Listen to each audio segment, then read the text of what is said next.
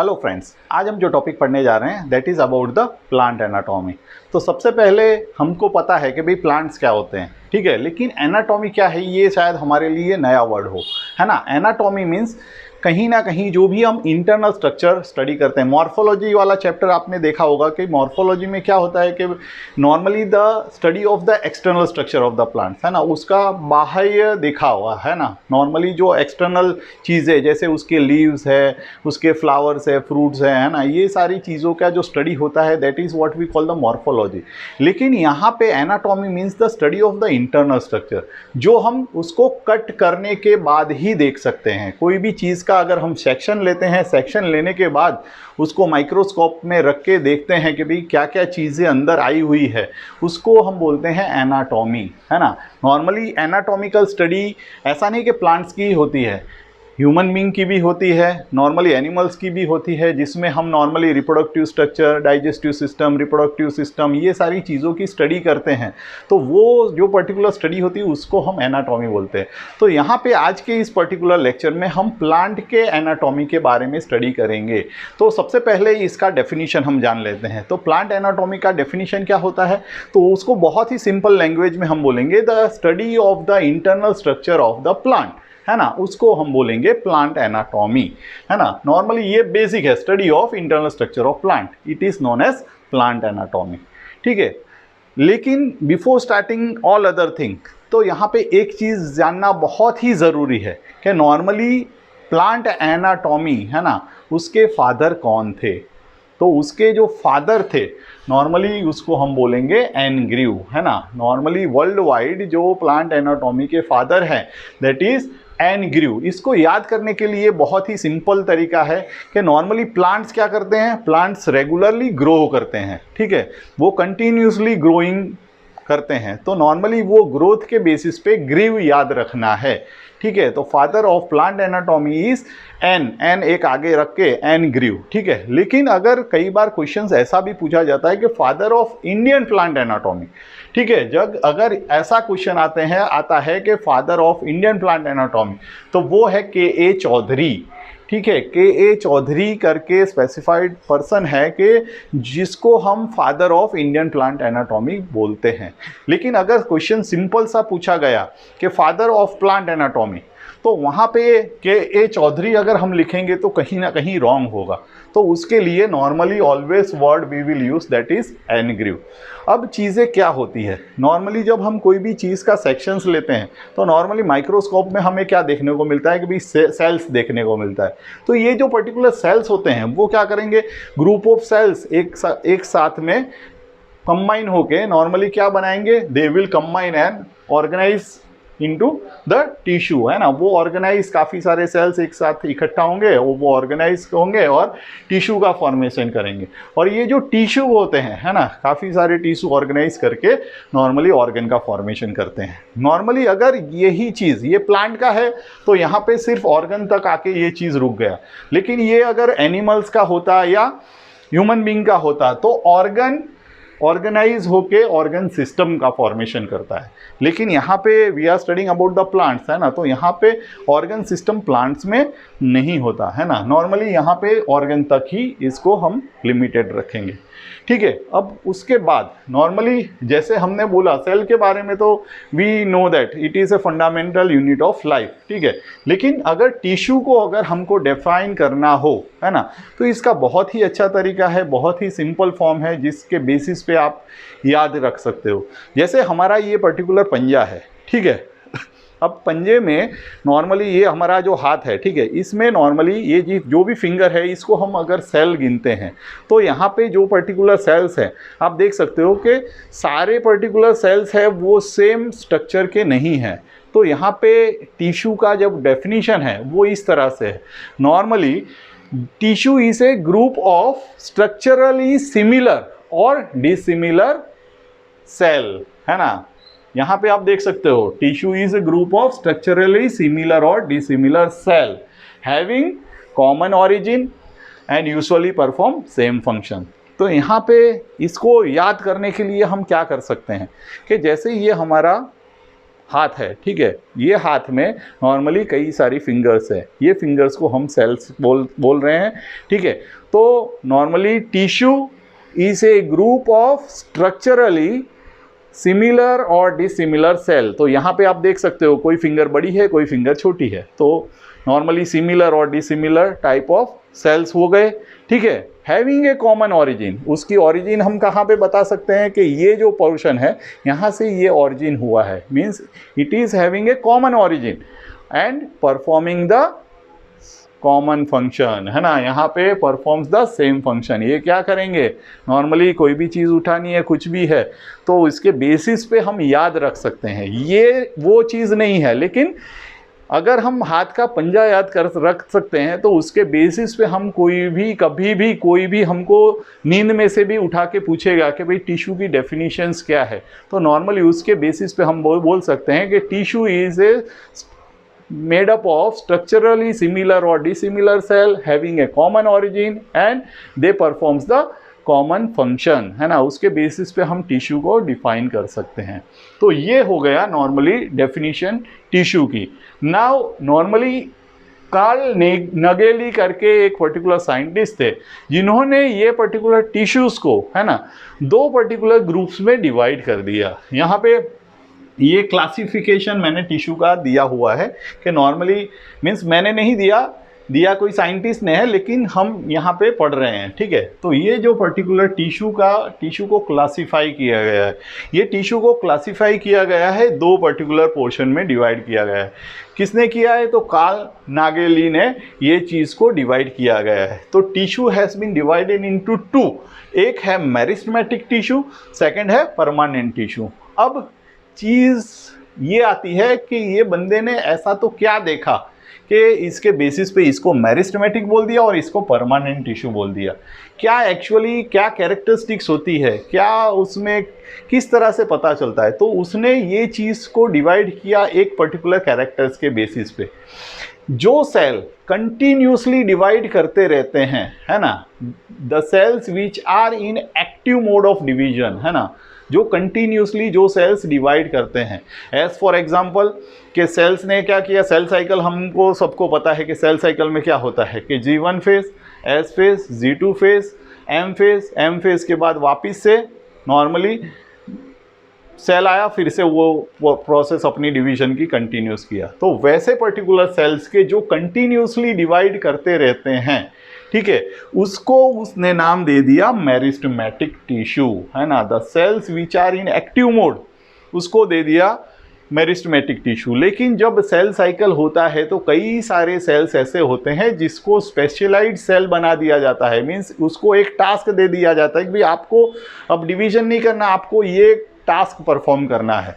और वो particular sales वो क्या करते हैं, द एबिलिटी टू डिवाइड, है ना, वो एबिलिटी टू डिवाइड लूज कर देते हैं। ऐसा नहीं परमानेंटली नहीं, लेकिन इट इज़ ए टेम्पररी, है ना, टेम्पररी या परमानेंटली दोनों भी हो सकते हैं। Means they lose the ability to divide, और उनको एक पर्टिकुलर टास्क, एक काम दे दिया जाता है कि भाई आपको ये करना है।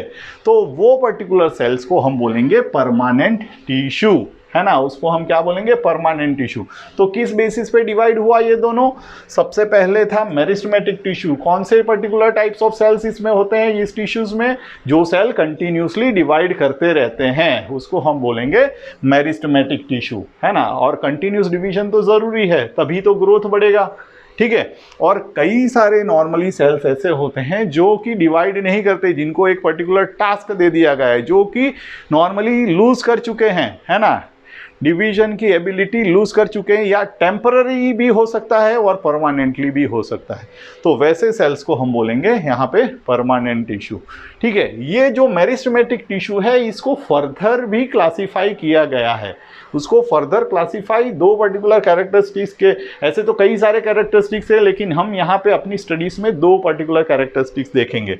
एक on the basis of origin, है ना, वो उसकी जो ऑरिजिन होती है कि मेरिस्टेमेटिक जो सेल्स है ना, उसका जो ऑरिजिन है उसके बेसिस पे इसको फर्दर 3 डिफरेंट पॉइंट्स में डिवाइड किया गया है, जिसमें उसको बोला जाता है प्रो मेरिस्टेम।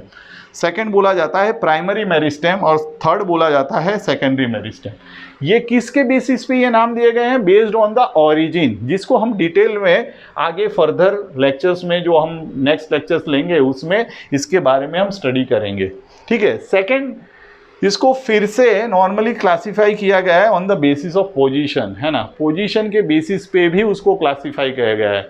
सपोज के कोई पर्टिकुलर सेल्स जो एक्टिवली डिवाइड कर रहा है और वो टिप पे है ना, तो उसको नाम दे दिया गया है एपिकल मेरिस्टम। ऐसा इंटरकैलरी मेरिस्टम, है ना, जो बीच में थोड़े बहुत रह गए हैं, है ना, नॉर्मली वो क्या है? Intercalary meristem. और third that is lateral meristem. अब ये जो दो है, ये दो प्राइमरी, नॉर्मली जो बोलते हैं प्राइमरी ग्रोथ, है ना, उसमें पार्टिसिपेट करते हैं। और लेटरल जो मेरिस्टम होता है वो नॉर्मली सेकेंडरी ग्रोथ के रिलेटेड होता है ना। तो यहाँ पे जो सेकेंडरी डिवीजन, सेकेंडरी ग्रोथ होता है, it is based on the lateral meristem, है ना। वो नॉर्मली कोई भी प्लांट्स की जो ग्रोथ में बढ़ावा होता है ना, उसका जो चौड़ाई बढ़ती है, तो उसके पीछे का रीज़न ये है। नॉर्मली ये सारी चीज़ें हम डिटेल में, है ना, एक एक चीज़ डिटेल में हम जो फर्दर लेक्चर में जब मेरिस्टेमेटिक टिश्यूज़ के बारे में पढ़ेंगे, है ना, तब हम उसको देखेंगे। अब इसके बेसिस पे मेरिस्टेमेटिक टिश्यूज़ को डिफ्रेंशिएट करके या मीन्स क्लासिफाइड कर दिया गया है। अब हम आते हैं परमानेंट टिश्यू के बारे में। तो यहाँ पे जो परमानेंट टिश्यू है उसको फर्दर फिर से, है ना, पहले तो दो में डिवाइड किया गया था, लेकिन जब परमानेंट टिश्यू को भी फिर से दो अलग अलग पोर्शंस में डिवाइड कर दिया गया है। एक जिसको बोलते हैं सिंपल टिश्यू और सेकंड जिसको बोलते हैं कॉम्प्लेक्स टिश्यू। अब आपके माइंड में क्वेश्चंस आएगा कि सिंपल टिश्यू क्या है और कॉम्प्लेक्स टिश्यू क्या है और ये नाम क्यों दिए गए हैं। तो नॉर्मली जो भी रिसर्चर होगा, है ना, जो भी साइंटिस्ट होगा, उसने देखा कि नॉर्मली जो सेल्स है ना, वो सेल्स को एक परमानेंट टास्क दे दिया गया है। मीन्स नॉर्मली वो अब डिवाइड नहीं हो रहे, वो एक पर्टिकुलर टास्क दे दिया गया है, वो वही काम कर रहे हैं। तो यहाँ पे ये जो परमानेंट टिश्यू है उसको दो पोर्शन में कैसे, किस बेसिस पे डिवाइड किया गया है। तो फर्स्ट थिंग कि ये जो सिंपल टिश्यू है, सिंपल टिश्यूज़ में जितने भी सेल्स होंगे, ठीक है, वो कैसे होंगे? सेम टाइप के होंगे। ठीक है, means normally the cells will be of similar type, है ना, एक ही तरह के सेल्स का एक ग्रुप होगा जो कि वो टिश्यू को फॉर्मेशन मीन्स टिश्यू फॉर्म करेगा, है ना। Means common types of cells will be present. और यहाँ पे जो कॉम्प्लेक्स टिश्यूज़ होंगे उसमें different type of cells all together form होके एक टिश्यू का फॉर्मेशन करेंगे। ठीक है, चीज़ समझे कि भाई अगर सारी के सारे नॉर्मली सेल्स पैरेनकाइमेटस होंगे, पैरेनकाइमा होंगे, है ना, पैरेनकाइमेटस सेल्स होंगे, तो वो क्या नॉर्मली जो टिश्यूज़ फॉर्म करेंगे वो पैरेनकाइमेटस टिश्यू फॉर्म करेंगे। उसमें सारे सेल्स कैसे होंगे? सिमिलर होंगे, एक ही जैसे होंगे। तो वो सेल्स को हम बोलेंगे सिंपल टिश्यूज़, है ना। लेकिन अगर कई सारे, है ना, डेड सेल है, लिविंग सेल है, ये सारी चीज़ें मिलके, है ना, जैसे फॉर एग्जांपल कॉम्प्लेक्स टिश्यू में जो जाइलम होता है वो 4 डिफरेंट एलिमेंट्स का बना हुआ होता है। तो वैसे पर्टिकुलर टिश्यूज़ को हम बोलेंगे कॉम्प्लेक्स टिश्यू। कॉम्प्लेक्स मीन्स अलग अलग, है ना। जैसे ये 4 फिंगर है, चारों अलग अलग तरह की है, तो ये 4 अगर मिलके कोई चीज़ का फॉर्मेशन करते हैं, है ना, तो वो हो जाएगा कॉम्प्लेक्स। लेकिन ये फिंगर है, ऐसी ही दूसरी फिंगर सब सिमिलर टाइप की होंगी और वो जो ग्रुप फॉर्म करेंगे वो होंगे सिंपल टिश्यूज़। यहाँ पे ये चीज़ आपको क्लियर हो गई। अब ये जो सिंपल टिश्यू है, ये सिंपल टिश्यू को फर्दर 3 डिफरेंट फॉर्म में डिवाइड किया गया है। ठीक है, बेस्ड ऑन देयर स्ट्रक्चर, है ना, उसका जो पर्टिकुलर स्ट्रक्चर है, जो सेल्स उसके जो सेल्स जो टिश्यू का फॉर्मेशन करते हैं वो सेल्स के स्ट्रक्चर के बेसिस पे नॉर्मली उसको 3 डिफरेंट फॉर्म में डिवाइड किया गया है, जिसमें एक आता है पैरेनकाइमा, सेकंड होता है कोलेनकाइमा और थर्ड होता है स्क्लेरेनकाइमा। ठीक है, ये 3 डिफरेंट बेसिस पे सिंपल टिश्यू को फिर से क्लासिफाइड किया गया है ये 3 डिफरेंट फॉर्म में, जिसको हम पैरेनकाइमेटस टिश्यूज भी बोल सकते हैं, कोलेनकाइमेटस टिश्यू भी बोल सकते हैं और स्क्लेरेनकाइमेटस टिश्यूज भी बोल सकते हैं। ठीक है, सबसे पहले जो पैरेनकाइमेटस टिश्यू है, जो पैरेनकाइमा है, ठीक है, ये कैसा है? ये लिविंग है। ठीक है, ये कैसे है, लिविंग सेल्स, मीन्स इसके जो टिश्यूज होंगे, ये इस सेल्स के जो टिश्यूज होंगे वो कैसे होंगे, लिविंग होंगे। कोलेनकाइमा ये भी लिविंग सेल्स का बना हुआ होता है, लेकिन जो स्क्लेरेनकाइमेटस टिश्यूज होते हैं, ठीक है, वो बने होते हैं नॉर्मली डेड सेल से। अब ऐसा नहीं कि पहले से ही सेल डेड होते हैं, इनिशियल फॉर्म में क्या होता है, इनिशियल फॉर्म में वो पर्टिकुलर सेल्स नॉर्मली जिंदा होते हैं, है ना, नॉर्मली दे वुड बी, सारे ये पर्टिकुलर जितने भी सेल्स हैं कोलेनकाइमा या स्क्लेरेनकाइमा, ये सब बनते तो हैं पैरेनकाइमेटस सेल्स में से ही, है ना, ये क्योंकि प्रिमिटिव है और लिविंग है इसमें से ही। लेकिन चीज़ क्या होगी, कोलेनकाइमा जो पर्टिकुलर सेल्स है उसमें जो उसका वॉल है, उसके वॉल के ऊपर नॉर्मली या उसकी जो इंटरसेल्यूलर स्पेसिंग है वहाँ पे पेक्टिन का डिपोजिशन होगा, है ना, पेक्टिन का डिपोजिशन होगा, उसके बेसिस पे इसको बोला जाता है कोलेनकाइमिया, है ना, ठीक है। और स्क्लेरेनकाइमा में क्या होता है कि जो इंटरसेलुलर स्पेसिंग होता है या नॉर्मली जो सेल का वॉल होता है उसके ऊपर लिग्निन का डिपोजिशन हो जाता है। अब लिग्निन का डिपोजिशन हो जाने की वजह से नॉर्मली देयर जो एक्सचेंज ऑफ गैसेस है या नॉर्मली साइटोप्लाज्मिक स्ट्रीमिंग, है ना, साइटोप्लाज्मिक का मूवमेंट एक सेल में से दूसरे में, ये सारी चीज़ें स्टॉप हो जाती है। तो इस वजह से क्या होता है कि जो साइटोप्लाज्म बीच का होता है वो खत्म हो जाता है और यहाँ पे जो सेल्स होते हैं वो डेड हो जाते हैं, ठीक है। स्क्लेरेनकाइमेटस सेल्स ऑलवेज थोड़े लॉन्गिट्यूडनल होंगे और पॉइंटेड होंगे, एट द टेपरिंग एंड वो कैसे होंगे, थोड़े पॉइंटेड होंगे और लॉन्गिट्यूडनल होंगे। तो चीज़ें यहाँ पे क्लियर हो गई इसके बेसिस पे कि पैरेनकाइमेटस सेल्स कैसे होंगे, parenchymatous tissue will be the living tissue, collenchymatous भी लिविंग टिश्यूज है, लेकिन स्क्लेरेनकाइमेटस कैसा है, डेड है। इनिशियल में उसके सेल्स भी लिविंग थे, लेकिन जैसे जैसे मैच्योर हुए वैसे वैसे वो डेड हो गए। अब सबसे पहले पैरेनकाइमेटस की बात करते हैं। तो यहाँ पे पैरेनकाइमेटस का बेस्ड ऑन द फंक्शंस, है ना, मीन्स हर एक पर्टिकुलर पैरेनकाइमेटस जो सेल्स हैं उसके अलग अलग फंक्शंस होते हैं। तो बेस्ड ऑन द फंक्शंस उसको फर्दर 5 डिफरेंट फॉर्म में डिवाइड किया गया है। One that is chlorenchyma. Collenchyma और क्लोरेनकाइमा ये दो डिफरेंट चीज़ें हैं, है ना। नॉर्मली कोलेनकाइमा तो पैरेनकाइमा जैसा ही एक चीज़ है। ये क्लोरेनकाइमा कैसा है कि जो पैरेनकाइमेटस सेल्स हैं और वो सेल्स के अंदर अगर क्लोरोप्लास्ट की प्रेजेंस है ना, तो उसको हम बोलते हैं क्लोरेनकाइमा। और ये सेल्स क्या करते हैं, नॉर्मली ये काम करता है जो फोटोसिंथेसिस प्लांट कैरी करता है, ठीक है, वो काम ये पर्टिकुलर सेल्स कैरी ऑन करते हैं। तो इसके बेसिस पे इसको बोला जाता है क्लोरेनकाइमा। ऐसे ही एरेनकाइमा, है ना, क्योंकि यहाँ पे जो पैरेनकाइमेटस सेल्स है उसमें नॉर्मली क्या होगा, एयर मीन्स ऐसे पर्टिकुलर मीन्स इंटरसेल्यूलर स्पेसिंग होगा कि जहाँ पे एयर भी सस्टेन करती है, मीन्स एयर भी स्टोर्ड रहती है, तो उसके बेसिस पे एरेनकाइमा। ऐसे ही प्रोसेनकाइमा, स्टीलेट पैरेनकाइमा और म्यूसिलेज पैरेनकाइमा, ये सारी चीज़ों के डिटेल हम नॉर्मली जब फर्दर हम पैरेनकाइमेटस टिश्यूज़ की स्टडी करेंगे उसमें मैं सारी चीज़ें आपको डिटेल में बताऊंगा। अब कोलेनकाइमा की हम बात करते हैं। यहाँ पे जो कोलेनकाइमा है, कोलेनकाइमा में मैंने क्या बोला कि जो इंटरसेल्यूलर दो सेल्स के बीच में जो स्पेसिंग होता है या नॉर्मली जो भी उसके वॉल होती है उसके ऊपर पेक्टिन की डिपोजिशन हो जाती है, मीन्स इंटरसेल्यूलर स्पेसिंग ना के बराबर हो जाता है ना। वहाँ पे कोई भी जो दो सेल्स है, दो सेल्स के बीच में कोई खाली जगह नहीं होती। और इसका काम क्या है, नॉर्मली इसका काम होता है मैकेनिकल स्ट्रेंथ देना, है ना।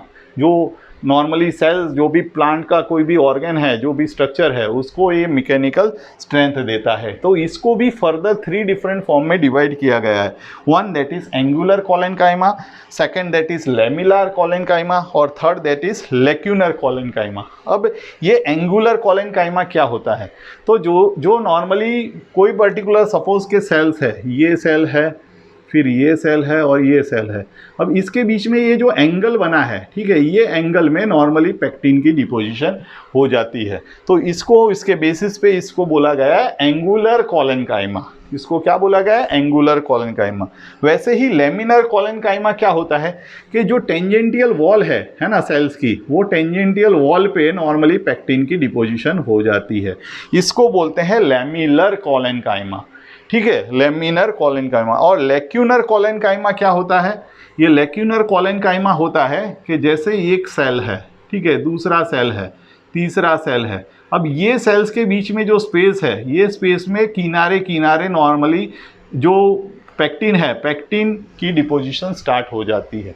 तो यहाँ पे ऐसा नहीं कि सिर्फ पेक्टिन की डिपोजिशन होती है, pectin is in major form, है ना, पेक्टिन ज़्यादा होता है और सेलुलोज और हेमीसेलुलोज की जो अमाउंट होती है वो लेस होती है। तो इसके बेसिस पे ये जो यहाँ पे भी अगर कोई भी इंटरसेलुलर स्पेसिंग में पेक्टिन की डिपोजिशन पाई गई है ना, तो उसको हम बोलेंगे कोलेनकाइमा, है ना। और वो सेल्स भी कैसे होंगे, लिविंग होंगे, सिमिलर टू पेरेनकाइमेटस सेल, है ना। पेरेनकाइमा जैसे ही वो भी लिविंग है, मीन्स ये दो लिविंग है। Third that is a sclerenchyma. अब स्क्लेरेनकाइमा में क्या होता है ना। स्क्लेरेनकाइमा में जैसे हमने बोला कि ये जो पर्टिकुलर सेल्स होते हैं, है ना, यहाँ सपोज के दिस इज ए सेल, है ना, ये सेल्स है, ये सेल्स के बीच में जो इंटरसेलुलर स्पेसिंग है वहाँ पे क्या होगा, नॉर्मली वहाँ पे लिग्निन की डिपोजिशन होगी। ये इंटरसेलुलर स्पेसिंग में नहीं, ये सेल्स की चारों तरफ, है ना, नॉर्मली उसकी जो वॉल होगी वो वॉल की चारों तरफ नॉर्मली लिग्निन की डिपोजिशन हो जाएगी। और लिग्निन के बारे में तो हर कोई जानता है कि normally lignin doesn't allow anything to pass on, है ना, वो कोई चीज़ को पास होने नहीं देता। तो यहाँ पे इसका जो साइटोप्लाज्मिक कंटेंट है ना, वो नॉर्मली ऐसे तो रेगुलर सेल्स में क्या होता है कि प्लाज्मोडेस्माटा होता है, उसके थ्रू वो मूव करते हैं, लेकिन ये तो पूरा टोटली क्लोज हो गया, है ना। इनिशियल फॉर्म में तो जब ये पेरेनकाइमेटस थे, स्क्लेरेनकाइमा सेल जब पेरेनकाइमेटस थे तब क्या था, सारी चीज़ें रेगुलर पैटर्न में थी, है ना। लेकिन धीरे धीरे जब जैसे जैसे लिग्निन की डिपोजिशन होने चालू हुई, जैसे जैसे ये स्क्लेरेनकाइमेटस सेल्स में कन्वर्ट होना चालू हुआ, वैसे वैसे ये जो सेल्स थे जो लिविंग थे वो डेड बन गए, है ना।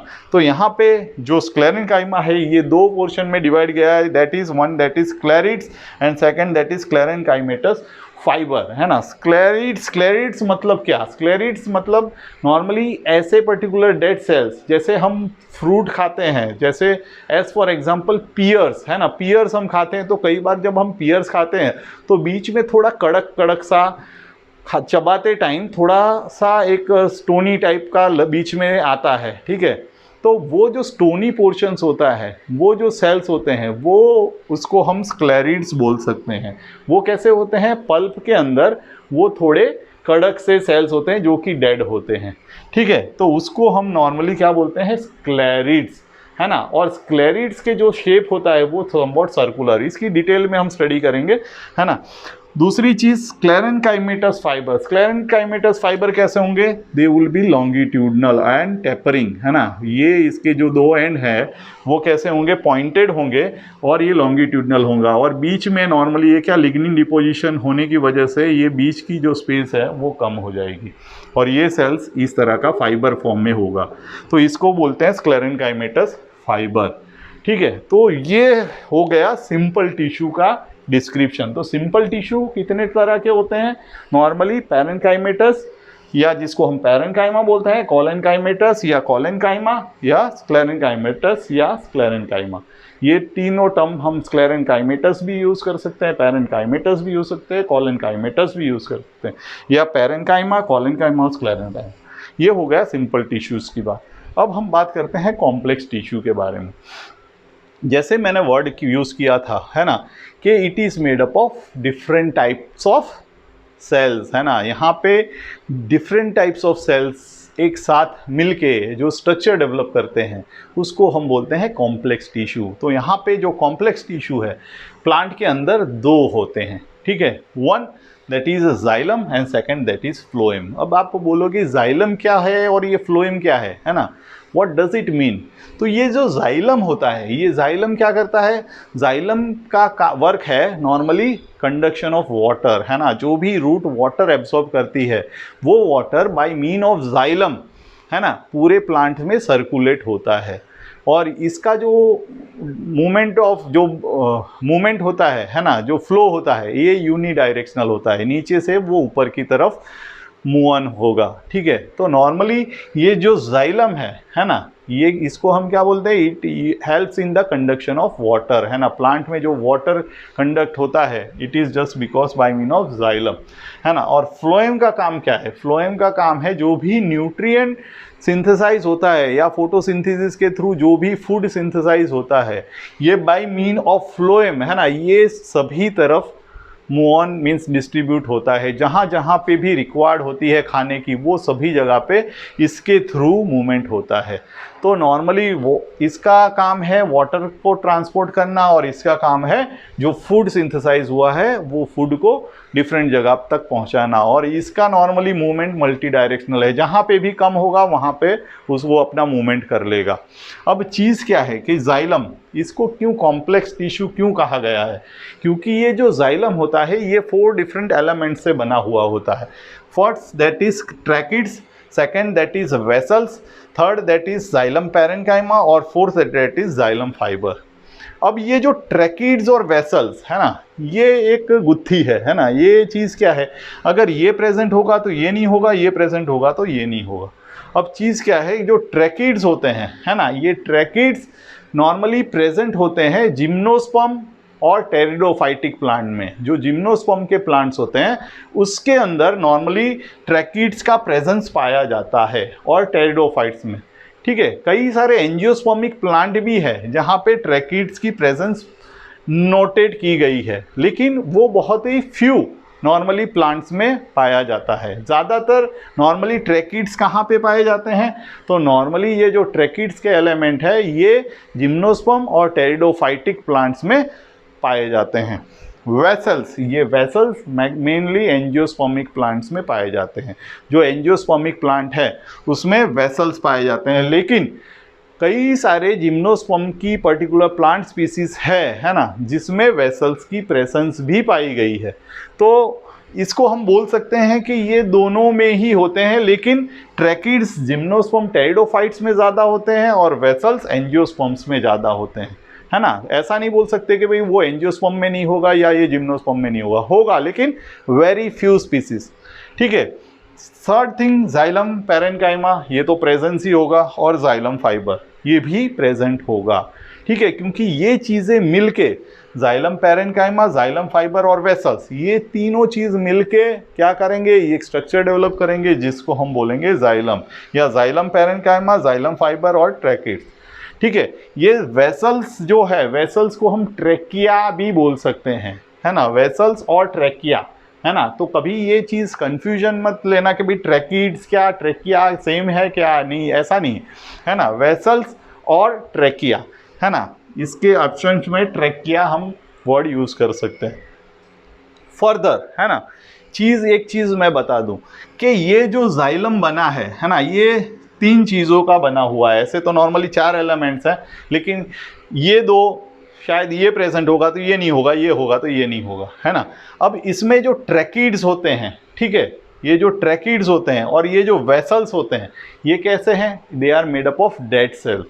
वो किसका बना हुआ होता है, डेड सेल्स। तो पहला एक डेड सेल, ठीक है, ट्रैकिड्स डेड सेल्स का बना होता है, वेसल्स डेड सेल्स का बना होता है, और जो जाइलम फाइबर होता है वो भी डेड सेल्स का बना हुआ होता है। तो यहाँ पे जो जाइलम बना हुआ होता है वो 3 डेड सेल और 1 लिविंग सेल्स का बना हुआ होता है। तो जो जाइलम पैरेन्काइमा है वो अकेला ही लिविंग सेल्स है, बाकी के जाइलम फाइबर, वेसल्स और ट्रैकिड्स ये क्या है, they are dead cells, they are made up of dead cells. तो जाइलम में मैक्सिमम क्या है, 3 एलिमेंट्स कैसे हैं जो कि डेड है ना, और खाली एक ही एलिमेंट लिविंग है। लेकिन फ्लोएम में उसका उल्टा है, फ्लोएम में एग्जैक्टली उसका उल्टा है। फ्लोएम में क्या है, जो 5 एलिमेंट्स है ये लिविंग है, कॉम्पेनियन सेल है ये लिविंग है, फ्लोएम पैरेन्काइमा है ये लिविंग है, लेकिन एक जो फ्लोएम फाइबर है जिसको हम बास्ट फाइबर भी बोलते हैं, ठीक है, ब्लास्ट फाइबर भी बोलते हैं, वो होता है नॉन लिविंग, है ना, जो डेड होता है।